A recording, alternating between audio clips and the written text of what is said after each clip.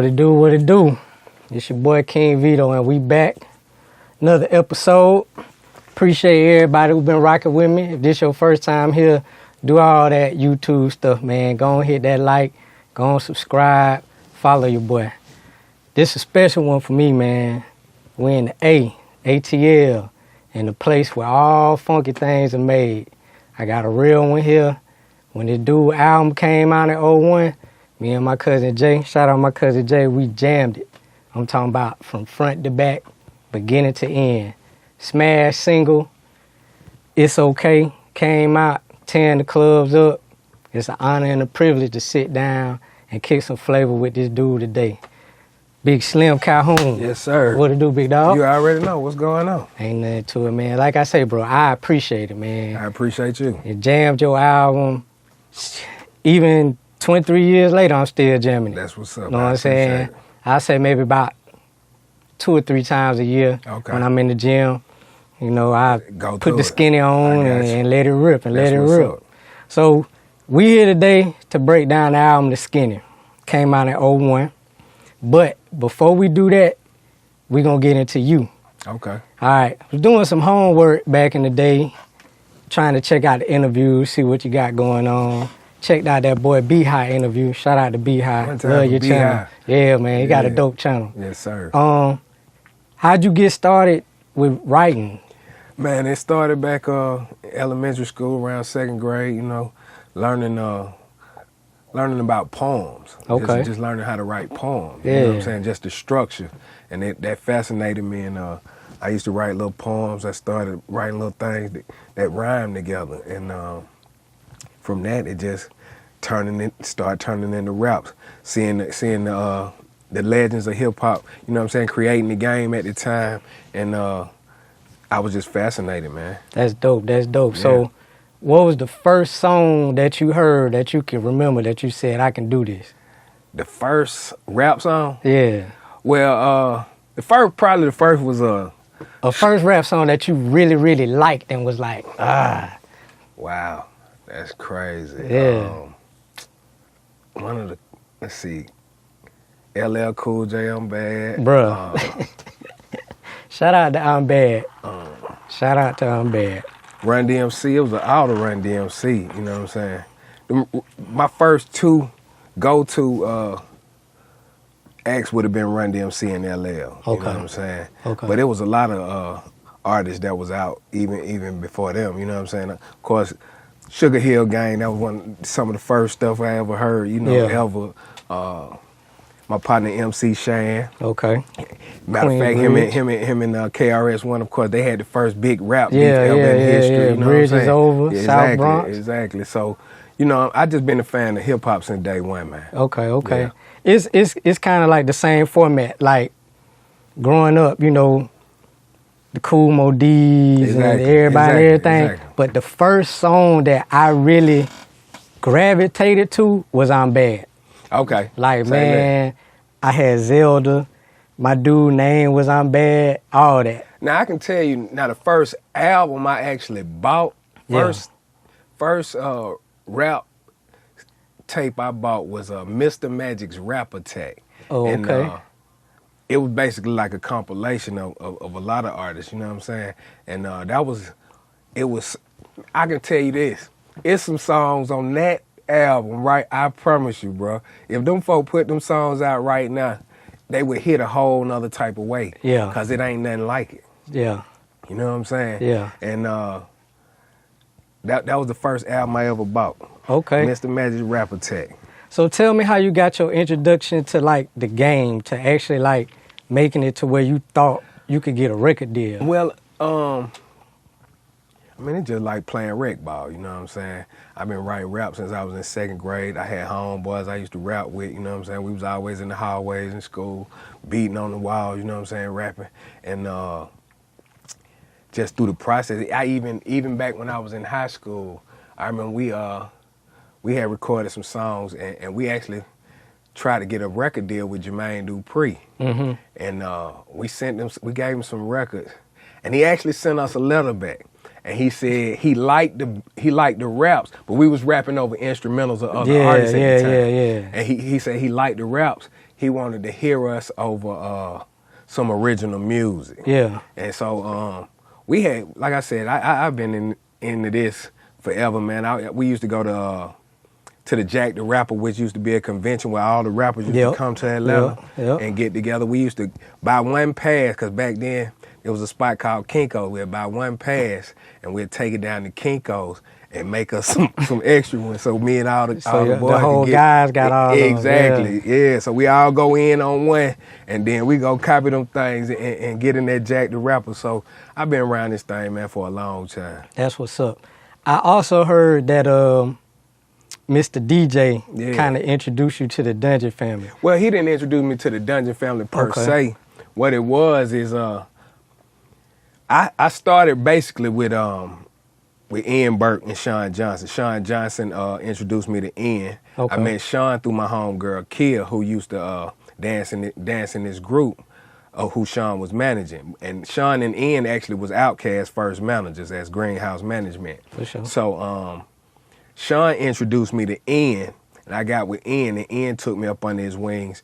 And at around that time, him and this guy named Eric Johnston, they were starting a group called Mr. Mm-hmm. Black Mary and the Glasses. Yeah, exactly. Bobby V, all of them. So they were starting that group. I was around probably about 17, and they asked me to help them out, and I was Mr.'s road manager. So that's how I started being around a lot of the other guys. But I had already met Ray and Gip as a teenager. Sleepy Brown's brother Jamal, that was like my first best friend back in preschool, you know what I'm saying? Me and Backbone had been running into each other in the street. So I had already been around several other guys. Okay. Yeah. So when did it come to where they were like, oh, he nice? Well, actually how I started, Cool Breeze album was the first album I was on. So me and Breeze had gained a relationship with me being around.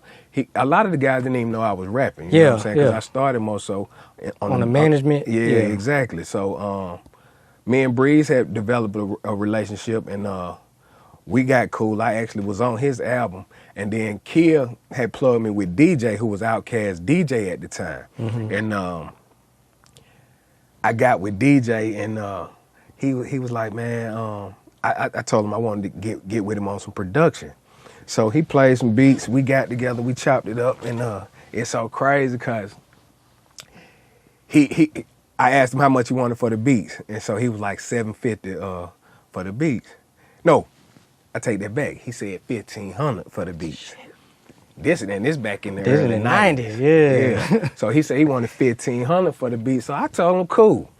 So what I did was, at the time, this same studio right here, this used to be Boss Town. Yeah, okay. Who Bobby Brown? Bobby Brown's studio. Mm-hmm.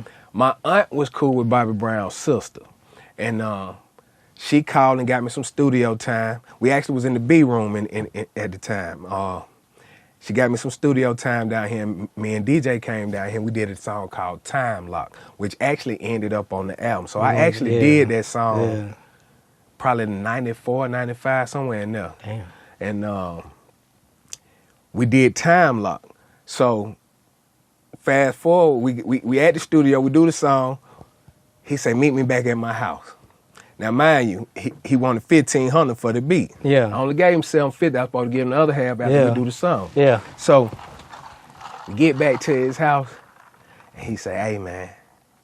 He said, you ain't got to give me no money. He said, all I want you to do is come rap on my beats. And from that point, we just started. Yeah, we was locked in.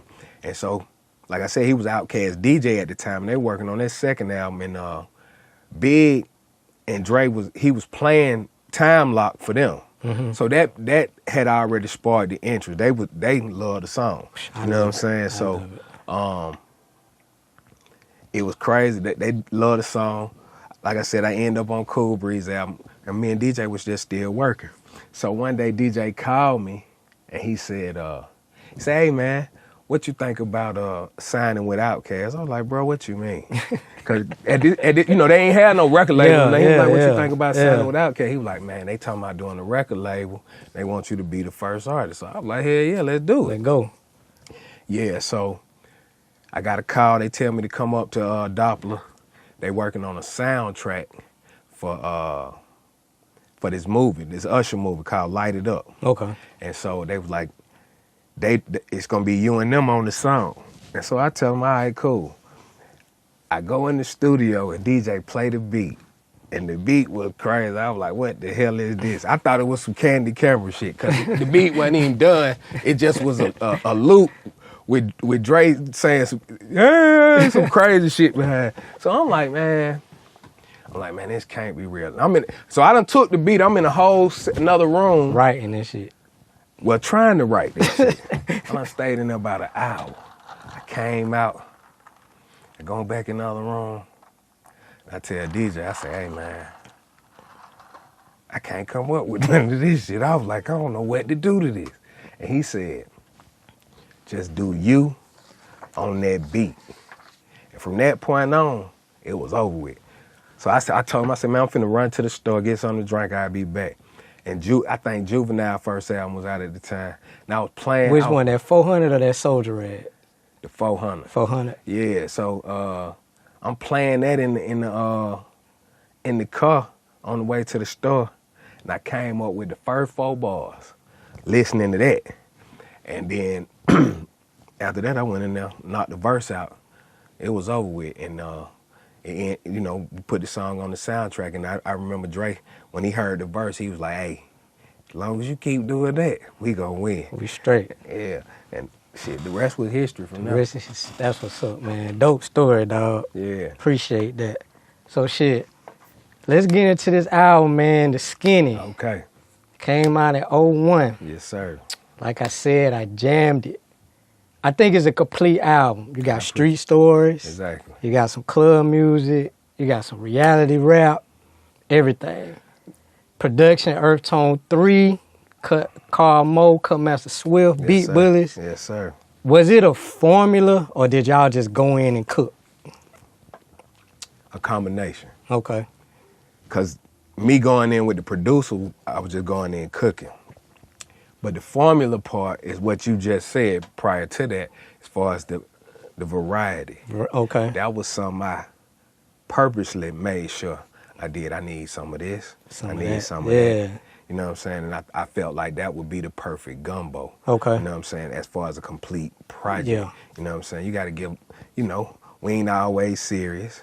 You know what I'm saying? We ain't always happy. You know what I'm saying? So shit go on in it's the just real life. life. You know what I'm saying? Real life. Your life is in peaks Yeah. and valleys. You Yeah. know what I'm saying? So, and that's what I was really trying to project in The Skinny. That's the Skinny means the information, and that's Okay. the information. You know what I'm saying? Everything going on in everybody's life. You know what I'm saying? So that was the whole idea behind, you know what I'm saying, what I wanted to do.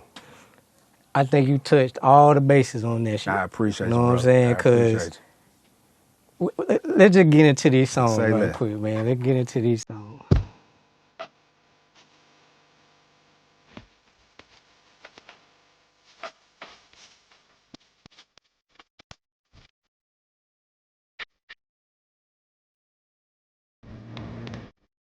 Nigga.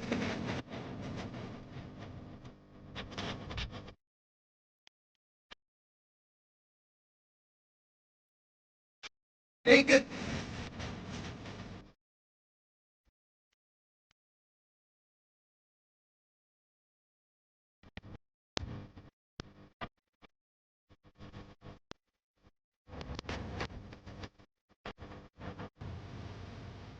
Red Clay. Yes, sir. Straight out that Georgia Red Clay. So,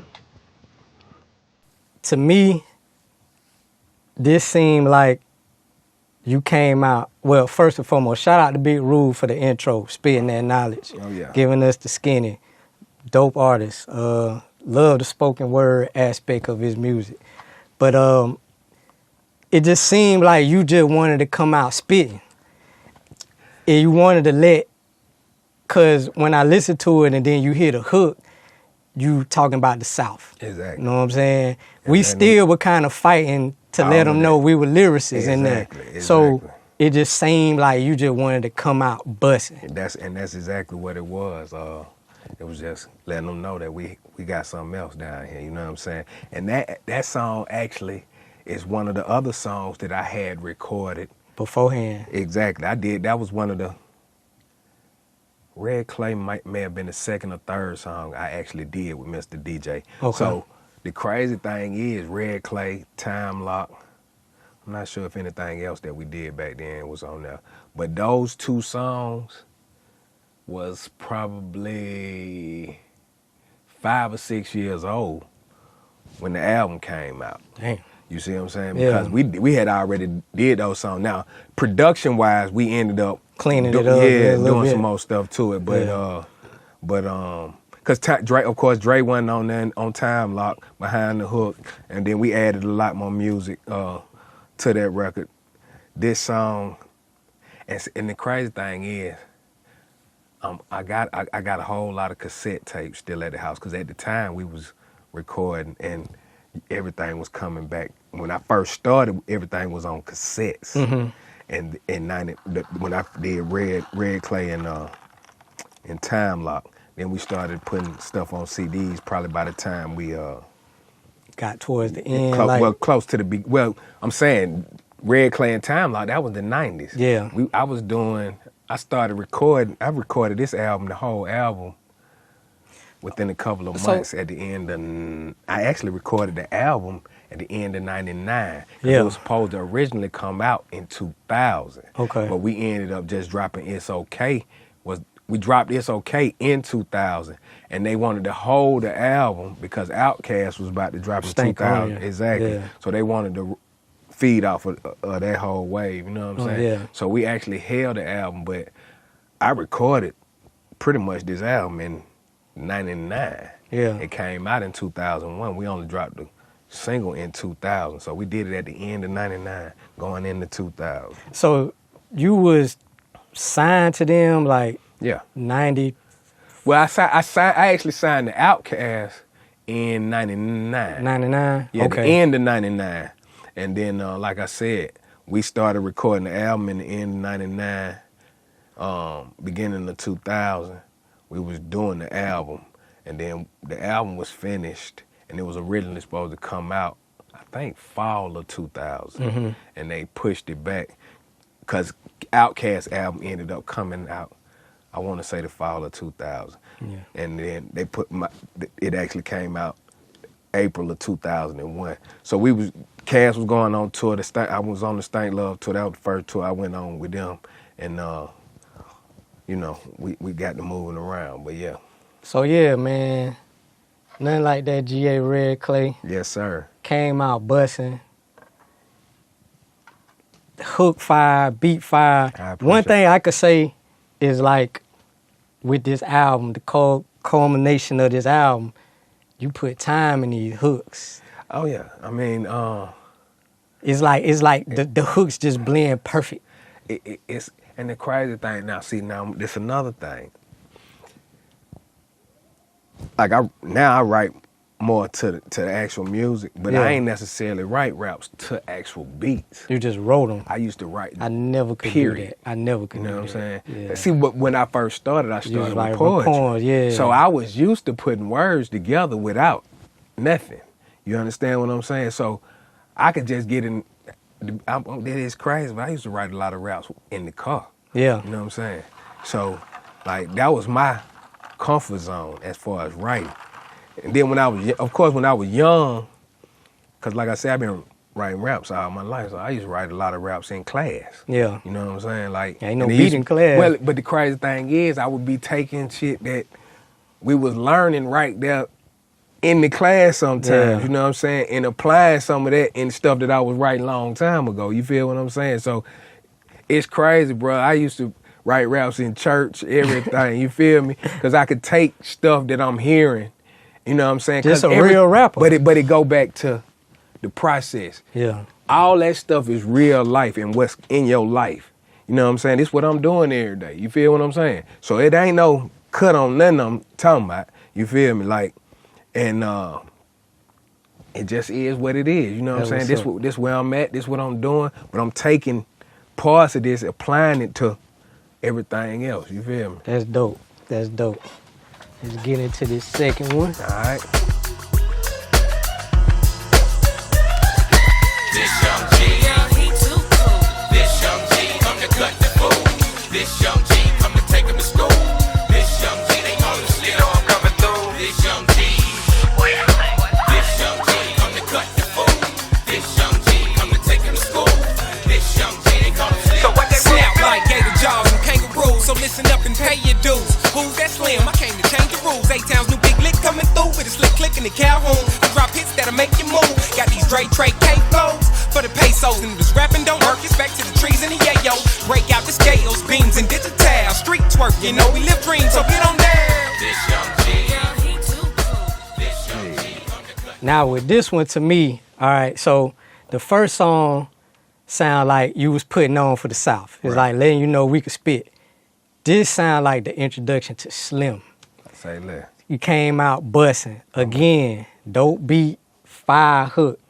Was that the process of the first 2 songs, just like we rapping over here? Well, I try to get on something every time, you know what I'm saying? It's just, and then I knew I was putting Backbone on there. So, Yeah, shout out you know to what I'm Fat saying? Face, He's Mr. probably one of the Backbone. hardest rappers ever in history. Mr. Five you feel Deuce me? Four Trey. I just knew I had to put something on there. Actually, this was, out of every song on there, this was probably the toughest, because I couldn't find where I wanted to really be on that beat initially. Yeah. And so that was probably the toughest song for me to figure out what I wanted to put on there. Yeah. I do remember that. And then Back got on that thing and slayed it. And, Yeah. You know what I'm saying? So he came up with the hook, or was y'all that came up he together? came up with the hook. Same thing, you know what I'm saying? We were just in there really had playing beats. He started kicking it, you know what I'm saying? Then once he put the hook on there, then I put the verse on there, and then we just went from there. So when he put the hook on it and it came first, after that, everything just got easy for you. Yeah. That's what's up. Cause see, like I said, we were just vibing. He had some, then it was like, okay, and then you put this right here. Woo, woo. All right, we got the hook on there. Then I started trying to figure out the first verse, and I really was kind of trying to figure out which way I wanted to go vocally. You know what I'm saying? Because what he's saying, it's about me. You feel what I'm saying? So and I ain't the type of person to talk about myself. So we one in the same. Yeah. So it actually was tough to really figure out. Okay. Then I'm like, okay, let me just figure out what to put on here. Yeah. And then the process went. Then he came and smashed it. Then it actually made the ending of the record, you know what I'm saying, for me, a lot easier, you know what I'm saying, because at that point I had the vibe, you know what I'm saying? Yeah, man. I love how this album just started. Like, you know what I'm saying? Like, y'all just came out like, bro, we rapping. Like, this ain't none of that over there. Exactly. We spitting. I mean, at that time, especially at that time, you know what I'm saying? Because this is before music had transitioned again. Yeah. You know what I'm saying? So you at the end of, you had to be talking about something. You had know to be what I'm saying? busting. And I had to give him what it was. And like I said, now you got to still remember too, some of these songs was done in 99, you know what I'm saying? So everything was starting to transition, the end of 2001, 2002. Then you start, you know what I'm saying? You got Trillville, Scrappy, you know what I'm saying? Lil Jon, and you know it was. Yeah, but it started. The crunk music was coming right after that. Yeah. The Young Blood, you know what I'm saying? All of that, you feel me? So the vibe had started changing right after this album. For sure. Yeah. Jump into this. Y'all playing with this game, and it's a damn shame. Yeah, this game real, boy. You can get scarred and barred in it if your heart ain't in it. Caught up in this world spinning. Before you started, you was finished. Dehydrated, independence. Niggas is all washed up without a swallow when they come. Cause every time a chicken cluck, you tricking the buck. You pressed your luck and got stuck. Fucking up the re-up. That's the ones with big talk and no gain. Spinning chips but no change. All the dope but no cane. War stories but no pain. The same ones that pop lips and flagship. They gotta hop skip before real niggas pop clips. You better hop hip, hop hip.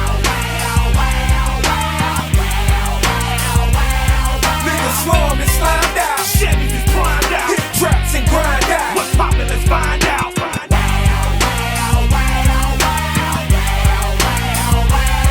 College Dungeon family, second Yeah, generation. Yes, sir. They had to let them boys know their young guns is fire Hey, too. man, we had to open up the gates, man, to keep the game going. You dig? Fire hook, fire Appreciate beat, classic hip hop format. When y'all going back and Oh, forth. yeah, definitely. That's what we was going for at the time, too. You just gotta tell me how that studio session was. Really, me and Killer was just in the same thing. Just vibing. Yeah, because see, this the thing. Especially back then, it's crazier now, because even if we do songs now, it ain't the same type of vibe we had back then because we was a lot younger folks. Families Yeah. was smaller, you know what I'm saying? It just, where we was at mentally, Yeah. we young, just having fun. We get money, you Mm-hmm. know what I'm saying? Like, shit, it is what it is. So, Yeah. same thing. I put the first verse on there, then Killer came, and he put his second verse, and I forgot how many bars he rapped on it. I'm like, shit. So then I ended up, we went back and forth, and then I came back with the next verse. Same thing, though. I knew I had to say something, you know what I'm saying? Because I know Killer gonna got name. He gonna do it. Yeah. And that's mainly, when anybody out the DF, you know what I'm saying? You got to come with something. Yeah. And we all got our own different flavors. So, another fun record, Cutmaster Swift did that one. And I can't remember.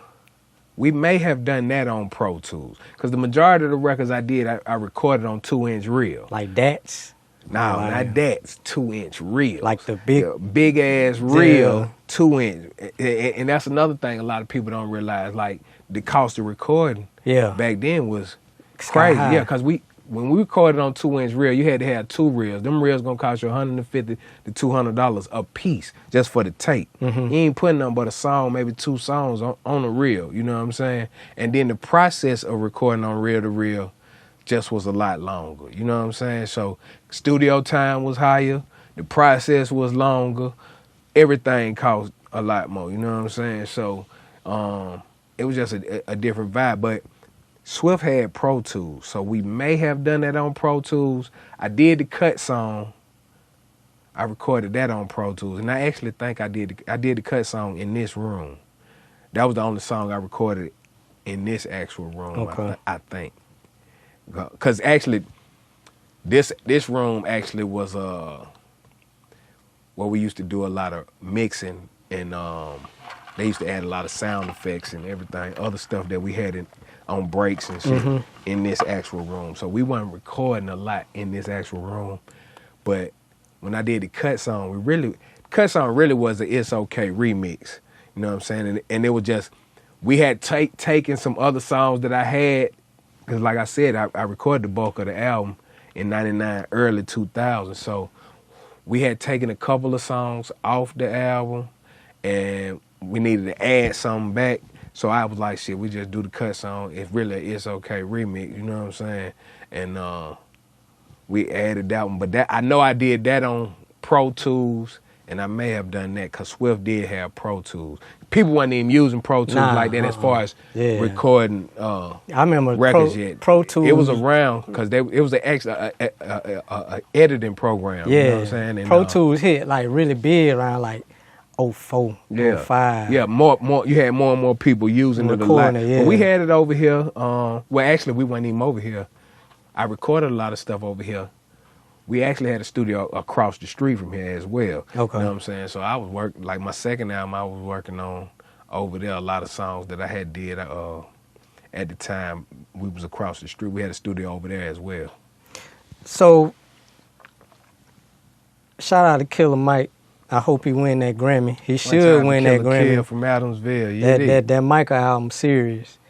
What was y'all chemistry like, just being the little brothers of something so legendary? I mean, me and Killer we was kicking it. I had him out there a couple of times with me. Like I said, he actually, he got his situation. He started working on his project. So we really was just trying to build the whole thing up. Yeah. You know what I'm saying? Yeah. And that's the main goal that we had at the time, is just really just trying to keep Elevate the legacy it. going of the DF, you know what I'm saying? Everything we had going on around us. That's dope, man. Like, I think y'all had a great foundation with Oh, that, definitely, with you and Killer Mike. Yeah, definitely. Cause both of y'all albums was jamming Appreciate when you. y'all first came out. You know, shit happens, man. It is what it is. Let's go. Let's get to this one.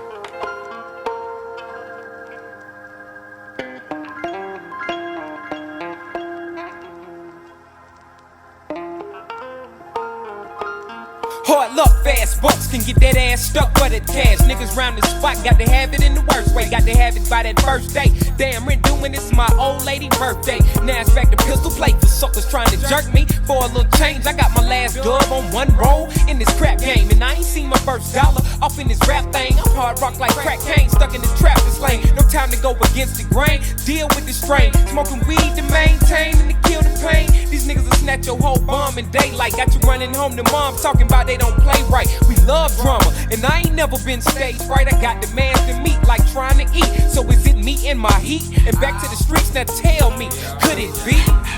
I'm in a town like locked in hell. The world is my cell. I feel better off dead. I just had to let that ride because I love that saying. Like, can't cope without hope. Oh, yeah. Like, once hope gone, it's pretty much over. You know what I'm saying? We all been in situations like, I'm hoping for a job. Exactly. Hoping, just, you know what I'm saying? It's like you trying to do everything you can to Possible. win. And shit just keeps stopping, It just you know what I'm keep saying? going But backwards. if I don't even at least have this, Yeah, you know what I'm saying? yeah. I gotta wake up with something. Yeah, you might crash out. You know, Yeah. boy. If I ain't got hope, boy, I ain't got nothing. Boy, You feel me? 'cause, like I say, I've been through that shit, and I almost crashed out a couple times. I feel you. But hope then kept it there. I got a lot of people who have come up to me who once were incarcerated, who said, "Bruh, when your album came out, I was locked up, and I got your album on, you know what I'm saying? Because you could get the albums in jail." And they was like, "Bruh, this is one of the things that got me on track to get my life right." You know what I'm saying? And it just give folk, because we talking about all kind of elements out here in life, you feel me? But at the end of the day, the whole key is trying to put some type of message in the move as far as, you know what I'm saying? I don't care what you're doing. If you hustling, whatever, you got to figure out a way to still, like, that can't be all you going to do forever, though. For real. You feel what I'm Yeah. saying? Get your money and goddamn figure out your next move to goddamn go all Put the a way plan up. together. Put a Yeah, plan together. Yeah. So, like I said, you got to just figure it out, man. It's real life. You know what I'm saying? Everybody going through whatever. I don't care how much money you get, you still gonna Somebody go through something. you got some Yeah. kind of struggle going every on. every time. You know what I'm saying? So that's what the whole project is about, man. You know what I'm saying? The information of life. You know what I'm saying? Like, this what's going on. You know, one thing I tell people, because a lot of people be like, well, how you keep moving and do? And it's like this: if I knock this cup over and spill this drink right now, only thing I can do is clean it up, Exactly. and it's over with. It's over with. Yeah, it ain't nothing I can do. I can't bring the drink back. You know what I'm saying? We can post some more, but you know what I'm saying? It What's can't- gone is gone. What's Yeah. over with is over with. Yeah. So whatever the problem is, you done went on it through life. The problem already done happened. Yeah. It's how you got to stand up and keep moving Exactly. after that. You feel me? Yeah. So, and a lot of people, if you lay down, you know what I'm saying? The longer you lay down, the longer it's going to take to get back up. You Yeah. feel what I'm saying? But if you understand that shit going to happen, but let me keep going. You know what I'm saying? You can't change the past because the past is already the past. Exactly. So, you know what I'm saying? That's the main thing it is. Whatever it is you doing, you got to still figure out your elevation from that point. You know what I'm saying? Yeah. Don't stay stagnant. You know what I'm saying? There's a lot of people out here just doing what they can, but it's other stuff you might want to do with your life. Do it. You know what I'm saying? You only live once. Might Exactly. as well do it all.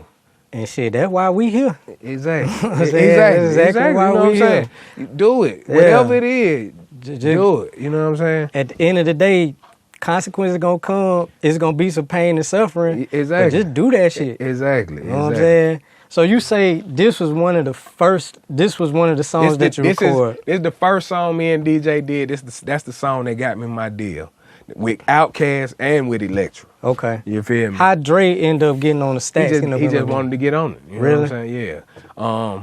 I was on there raw, and like I said, man, I swear I got to find the very first original, and but Dre got on there and put some spice, and we added some more instrumentation because it's a little different than the original one. And I'm thinking, I don't know if we used the same original vocals that I recorded or not. I can't remember if we did that or not. But I know we might have actually used the original vocals. I can't remember if I redid that. Because see, the crazy thing is people don't realize it's very hard to redo songs. Yes. And make them sound. And make sound You know what I'm saying? Because a lot of times yeah. when you same thing we were just talking about, you know what I'm saying? The authenticity, Yeah. you know what I'm saying? Like when you first put it out there, that's gonna be the rawest form it's Yeah. gonna ever be. You feel what I'm saying? Once I know the song and know the word, You want then to try to start overthink yeah, it, trying and to add this. Yeah, and it ain't that it don't feeling. be exactly. It So ain't that feeling. that may be the original vocals. I can't remember if we did that or not. That was so long ago. But Dre, like I said, Dre, they fooled with the beat, and Dre wanted to get on there, and that actually was in debate about being the first single, and it was a thought about being the second single, and Dirt Work was thought about being one of the second single. We actually was gonna do Dirt Work at first, but the video treatment we had was expensive, and I ain't We gonna get into that. We gonna get into that. But let me give you flowers on that one. That one helped me through a lot of bad times. I appreciate you. You know what I'm saying? Yeah. I appreciate you because You never know. I got some ideas going on right now with the whole first album as a whole, so I may actually shoot some visuals to some of those songs and just put them out there. yeah, you know what I'm saying? yeah, you should definitely do that with that time lock. That time lock got me through a bad period of time, It's all love. and I appreciate that. Say less. Dirt work. Weight on the scale, I'm about a 2 1/4 from rocking the bird, and about a G shot from chopping the third. Now I'm sitting at the light with 10 pounds of herb. Oh, there they go, the red dog swerve. Jumped out, man, damn, they got nerve. Got the hell on, dropped everything, including my word. Now it's off through the woods we go. Here we go, tossing the greens and blow. Oh no, dipping through the trails, running from trails. So this another one of my favorite songs. Okay. Now, what I really love about this is when people start talking about the game, they want to talk about the highlights. You know what I'm saying? Everybody want to talk about the pulling up on the big rims and shit. All of that. I'm with In this one, you kept it real. You talk about the losses. Listen, man, I know what it's like to lose a load. It ain't cool. you. Hey man, a lot of that is real situations. You know what I'm saying? That I've been in. So it's just like saying It's just real. Yeah. What? So, from listening to just like Atlanta music over the years, what's the Red Dogs? Like, break that down. Red Dogs was a task force in the city of Atlanta, you know what I'm saying? They mainly was hitting drug spots, you know what I'm saying? They got rid of the Red Dogs after they killed the elder lady on Neal Street. Okay. And they dismantled the Red Dog unit. And but that was a task force that mainly was hidden areas in the city, you know what I'm saying, known drug spots, you know what I'm saying. That was a drug task force, yeah. So a similar situation actually was happening, but they wasn't on us, they was on somebody else. Damn. But boy, if they was on us, we would have been goddamn fucked up. Yeah. So Another thing about this song that like sticks out too, this is like when Cash is like, oh yeah, definitely. like I'm a Southern playalistic Cali music nigga. That's my favorite album of all time. First time I heard Players Ball when I was 12 years old, I went to the record store anytime my mom and daddy was at the mall and asked when their album came out. Okay. that wasn't the big boy we was hearing at that time. Oh yeah. How you get him to get on that and just do Well, that? I want to say shout out to my homeboy Butter who did the beat. Shout out to Butter. But so Butter did that beat. I dropped the first verse and the hook on there. Big heard that shit. He was like, I'm getting on that song. And that was it. That was You it. know what I'm saying? He got on there and then it's crazy. I think I don't know if I wrote to that beat or if I had parts of that verse. I can't remember. But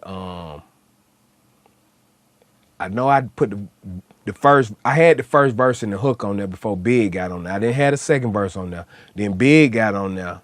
And then I put the second verse because I remember the second verse, they all went to Magic City that night. And I stayed up in the studio and wrote the second verse before I could come to Magic. They were like, you got to finish that shit before you come up here. So they all left me at the studio to do that. And I did the second verse. And everybody had hit me. No, not Magic City, the Gentleman's Club. The My Gentleman's fault. Club. The GC. Okay. They all went to the GC. Okay. And I got dang, which still Atlanta history. Yeah. I still was up here knocking that verse out. And I knocked the verse out and then I hit the spot. But Just got on it busting. yeah, just got on it. You know what I'm saying? Cause even if you listen to the second verse, I overlapped the hook. Yeah. I really was just rapping. Yeah. You know what I'm Yeah, saying? yeah, And I was just rapping, you know what I'm saying? Giving them folk that shit. You feel me?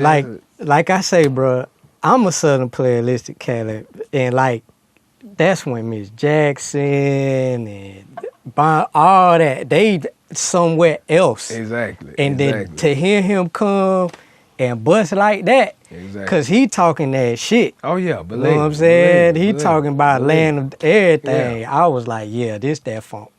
Yeah, I appreciate that one. So, and it was crazy. I did that first verse and I put the hook on now. And I remember everybody was up here listening to it. Rico, everybody was up here. And they were like, well, you killed that shit. Yeah. So did it Big, of course, he like, shit, let me get on that motherfucker. I'm gonna kill it too, goddamn. And he did his thing, you know what I'm saying? That big boy, you feel me? That's what he gonna do. Jedi. Yeah, so, he killed it, then I got on there, and like I said, they left me up here. I was like, shit, Yeah. figure out what I'm finna put on here. And I was trying to figure out, I wanted to kind of start my second verse similar to the first verse, you know what I'm saying, as far as the pattern. Yeah. And then once I got it, it just turned into some It rap just flowed. shit. Yeah, Y'all did what y'all supposed to do on that motherfucker. I appreciate Yeah, it. like I love that. Jam that one for I a appreciate minute.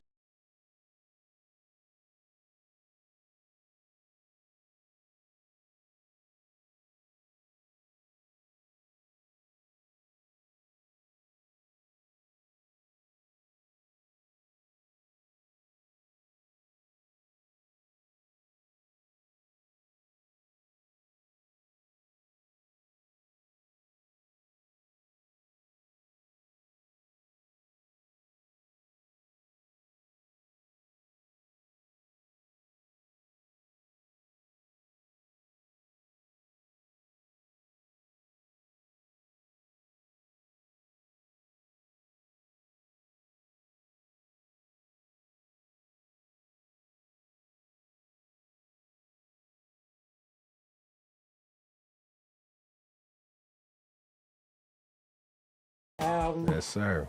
Dope ass video. I appreciate That it. video was dope. I appreciate it. Had the whole camp supporting you. How that feel? Just like with everybody man, just you know, come that's showing love. Just a blessing, you know what I'm saying? It was the beginning of the next level, so blessing.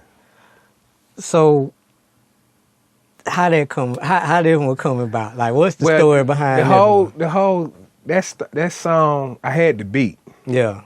but I ain't have nothing to it. We did a Dungeon Family photo shoot at Centennial Park, and we was all leaving the photo shoot, and Lil Will was riding in the car with me, and we were down the street from where we at right now, from Yeah. Stankonia. So everybody was coming back up here. And me in the car, me and Lil Will was just talking.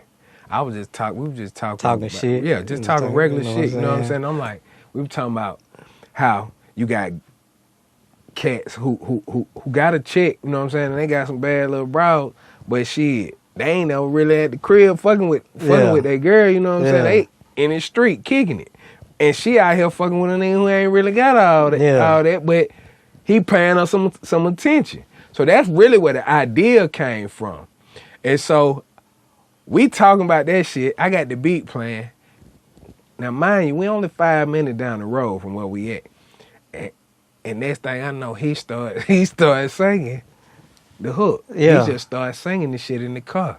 So I was like, bro, you got to lay that shit. Straight up. So we end up coming up here, went in the B room. Went straight in the B room. I was like, you got to drop that shit right now. So he went in there and started, the singing part, he laid that. The other Calhoun, Paul and Lucky and them, they was in the studio. And so they while he was singing this shit, when we just outside, he just like, they just kept saying, that's all right, girl. Straight up. It's okay. So I was like, y'all got to go in there and do that shit. Yeah. You know what I'm saying? The first verse didn't have that verse to no music. It was just a verse I had written. I had the first verse. I went in there, dropped that shit. We had the first verse and the hook on the beat. You know what I'm saying? And then, Hold on. When y'all put that together, did you just say, I got one? Did you just like... I wasn't even...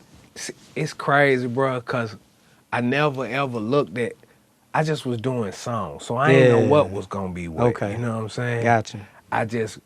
We just, like, that was one of the quickest records I did as far as we just came out of nowhere, like, because he was singing this shit 5 minutes down the road. I say, bro, you got to drop that shit. We literally came in here, went to the B room. He dropped the shit he was singing in the car on the way up here from down the street. You feel me? He dropped that shit, and I'm like, boy, I got a verse for that motherfucker. I tell them to go in there and put that's all right, it's okay on behind the hook. I got the verse already written. I go in there and drop the verse. So I had the first verse in the hook. So I was like, shit, we out of here then. You know what I'm saying? As far as a song, I wasn't looking at it as like this, because we didn't even know this was going to be the single. For sure. So then I came back and wrote the second verse. And Dre heard that shit, and he was like, that's the one I want to get on. He was like, I want to get on that one. So when he laid his verse, I remember coming up here, probably like 5, 6 o'clock in the afternoon. I came up here, and he was like, I laid something on there. It's different. I don't know if you gonna like it. But just go in there and check it out. Let me ask you something right quick. The homie know he the GOAT, right? Yeah, but listen, like, he got records that ain't nobody ever heard, and if you heard them, you'll be like, that's the shit, and he be like, we never putting that shit out. So, but he laid that verse on this song, and that's actually the first song he was Andre 3000 on. Mm-hmm. You understand what I'm saying? So that was the beginning of 3000 actually, because that song was done before Stank on it. Mm-hmm. So he laid it. I went in there and heard. I'm like, that shit's out of here. What? And then as far as making it the first single, Time Lock actually was gonna be the first single. Yeah. And then we just kept talking about it, and how It's Okay actually became the first single was. It basically came down to who buy records. Yeah. And we like women. Yeah. Women, if the women like it, shit, everybody gotta like it. If the women like it, the guy gotta fuck with it. They gonna shake their ass like. So that's really how it actually. Time Lock probably should have been the first single, and we probably should have went to It's Okay after that, but it was just our conversation at the time was, I remember this shit like yesterday. Yeah. What needed to be the first single, and then it came down to why, and I'm like, shit, probably It's Okay because of the female. Yeah. If I'm thinking business-wise, that's what I'm banking on, the women, because I know how this shit work, and even to this day, you know what I'm saying? It's crazy, but men gonna cater to the woman. Exactly. If they fucking with it, you got to fuck with Bruh, it. they You have feel? ladies' nights. Yeah. They don't It's have men's men's nights. night. They Exactly. have ladies' So, nights. That was just Gotta that go was the with the whole ladies. logic as far as, Yeah. you know what I'm saying, that. And shit, the rest history, you know what I'm saying? We shot a video and kept it going. So that's a different dynamic because you at the forefront now. You been chilling with Cass, they different, Goody Mob, Dungeon Family, everything. Right. Now it's about you. Right. How did you take that on and how did that feel to you? Well, it's crazy because probably a whole lot of years after all of this shit. See, I never ever. I put it like this. One day, one of my homeboys who been around the whole time, and he ain't got nothing to do with this, but he been around me. Yeah, and this is he your used partner. Yeah, he used Yeah. to film a lot of shit behind the scenes for me. But one day, probably in the last 5-10 years, he was like, "Hey, bro, I don't think you realize who you are and what you meant to when you came out." Straight up. And I was like, "What you mean?" He was like, "Man, when you came out, everybody want to know who Outkast was first artist was finna be." He was like, "Everybody want to know that." And I never looked at that shit like that. Because I always, Just a humble dude. well, all of that, but then it's like, if you working for something, your expectation is what it is. You know what I'm saying? Yeah. If you been playing rec ball all your life, then you go to high school and college and you got in them rankings, you expect to go pro. Exactly. Not saying you ain't excited about it, but your expectation is what it is, and I ain't tripping on that. It's just, let's keep moving. You know what I'm saying? So I wasn't looking at it like, bro, we here now. You feel me? I ain't never been nobody but who I am. Exactly. You feel me? So I don't kick all that other shit. You feel me? To nobody. And anybody out here will tell you, bro. You feel me? I ain't never been on nothing else. You feel me? So I don't know how to be nobody but me. You feel me? So at the end of the day, that's all I got to offer. And I ain't sitting here like, you know what I'm saying?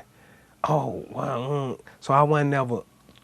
But now the first time I heard It's Okay on the radio outside of Atlanta, because Greg Street broke the record. Mm-hmm. And how he did that was, I actually ran into him at a gas station one night leaving the studio. He was like, "What's up with your project? I thought y'all, you know," and I'm like, "Yeah, we got the single." He was like, "Come to B103 tomorrow. I'm gonna play the shit on the radio."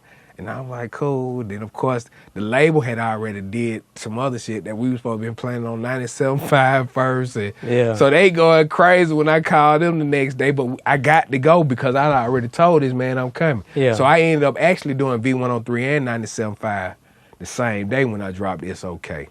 But outside of that, it still was an expectation because he telling me, I'm like, okay, you know what I'm saying? That's cool. The first time I actually, that shit kind of hit me was the first time I heard it in another state, and that was in California. When I was going on a promo run, and I started it in California, and I remember getting out the plane, getting in the car, and we headed out, and I'm with the rep from the label, and they got the radio on, and the shit on the radio, and I was like, "Boy, we in California, and this shit on the radio, we might be doing something." You know what I'm saying? But local shit, it still was you expect it, you know what I'm saying? It's like, shit, I'm doing enough. I know we gonna do this. Yeah. You feel me? But outside of here, when I heard it in Cali, then I'm in New York, and then I'm hearing this shit on radio in New York, I'm like, oh yeah, we out of here. Good. This shit for real. You feel me? So outside of the city is when it kind of hit me some, but I never was, and I still probably ain't gonna never be on that. You know what I'm saying? Like, as far as like, because the expectation, if you work, you're supposed to get what you work for. You feel what I'm saying? That's what your expectation is. That's the only reason you doing the shit you doing. You feel what I'm saying? So, and it ain't about being nobody else. It's about working for what you choose to achieve. You know what I'm saying? What you want for your life. So that you know, like I said, my homeboy, little Kel, he put me up on game. He was like, bro, you just don't understand. You must don't know that everybody. Yeah. I mean, everybody wanted to know who you was. Man. Like, nigga, who is he? If they fucking with him. We was jamming it down there in Florida hard. You know, I remember TJ's DJs. And my homeboy, TJ. Yeah. Like I say, I used to rap back in the day. Okay. And we used to go to the TJ's DJs. Okay. I remember y'all pulled up. Okay. The whole Dungeon family. You know, Rico was there. I think it was Rico. I think C-Bone was there. Okay. Y'all was just squatted up. Okay. You was there. I was like, shit, I got a Generation Slimm Calhoun. I was like, I'm jamming that. I'm jamming that shit. So, I mean, to hear that, that's refreshing. And then that's just dope to let the world know. The expectation is expectation. Yeah, like, I mean, you know, if you doing what you supposed to be doing, like I tell people, man, I don't care what game you in, man. If you want to win at whatever it is you doing, you got to do something different and do it to the best of your ability.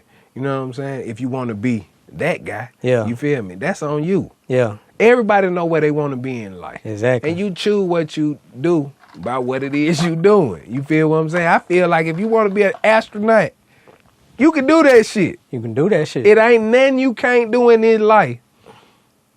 It's all on what you want to do and what you choose to put toward that effort. You know what I'm saying? Yeah. So, expectation, it is what it is. But like I said, I've been doing this a long time. So,